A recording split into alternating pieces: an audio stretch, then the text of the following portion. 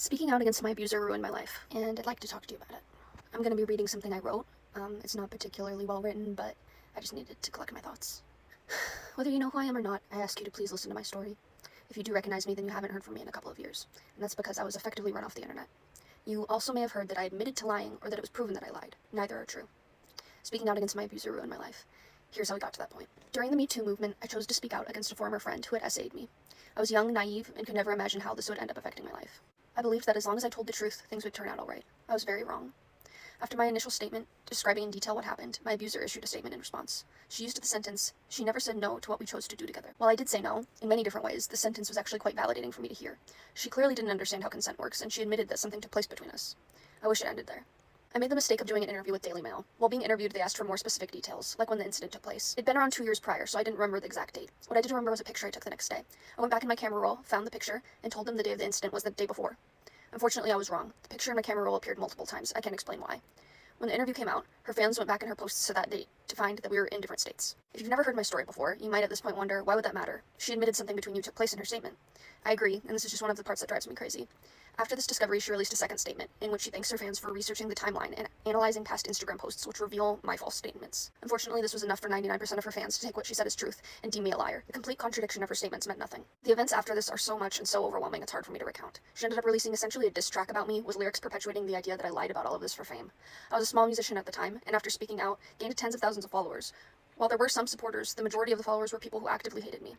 I suddenly had thousands of hate accounts dedicated to me, thousands of dislikes and negative comments on all of my music, and completely ridiculous fabricated stories of me being posted online.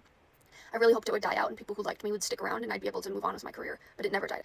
Anything I attempted to do was infected with this story. Googling me results in many first-page results calling me a liar. The people who hated me took it upon themselves to ruin every opportunity for me. Partnerships with brands, modeling opportunities, they were all flooded with comments saying I lied about SA. In addition to this, my home address, phone number, and family's phone numbers were all leaked. I became so discouraged with my own music career, I essentially stopped. I started doing SW in an attempt to regain some autonomy, but that was taken from me as well when people who hated me hacked the account. I was just trying to move on. My adult content was being spread and mocked by the people who hated me. Every single one of my social media accounts was hacked, including my email. The only thing they didn't get into was my bank account. I was given the classic fuck the haters advice, but until you're bombarded with the amount that I had to endure, you really can't imagine how it would affect you. It was just so much louder than any amount of support I was receiving. As you can imagine, my mental health was and is majorly affected by this situation. And while I wish I was the type of person with the confidence to say fuck the haters and stick it out, I'm just not. I'm sensitive and not self-confident and never have been. And this made it so much worse. It got to the point where I could no longer put up with the abuse. Holding onto this public image was no longer worth the pain, and I deactivated all of my public accounts. In doing this, I also saw this as completely giving up on being a musician. I couldn't put myself through the public scrutiny anymore. So that's where I've been the past couple of years, in private. It was a huge relief to no longer be bombarded with the amount of hate I was receiving every day, but now I'm stuck with the after effects. I imagine every day the life that I could have lived if this all hadn't happened. Would I be the musician I always wanted to be? It's kept me in a complete freeze state. I won't go into too much detail about how much I've been suffering the past couple of years. Frankly, it's embarrassing. I wish I could move on, but I've never wanted things to be over more than I have now. I've been in partial hospitalization programs and attempted to regain any semblance of confidence and hope for my life, but I can't shake that this is the wrong timeline for me. I didn't do anything wrong. I spoke the truth. If you're familiar with my story, you may have also heard that I admitted to lying, and I can assure you that never happened. There were photoshopped images spread around of a confession that never happened because I have nothing to confess. I never lied.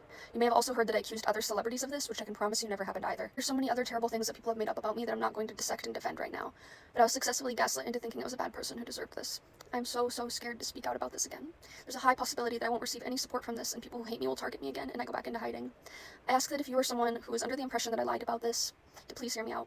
Please think about her contradicting statements. Please realize that there's no one on earth who knows what happened that night besides me and her, and even the smallest possibility that I could be telling the truth should be enough for you to not want to risk ruining an innocent person's life in this way.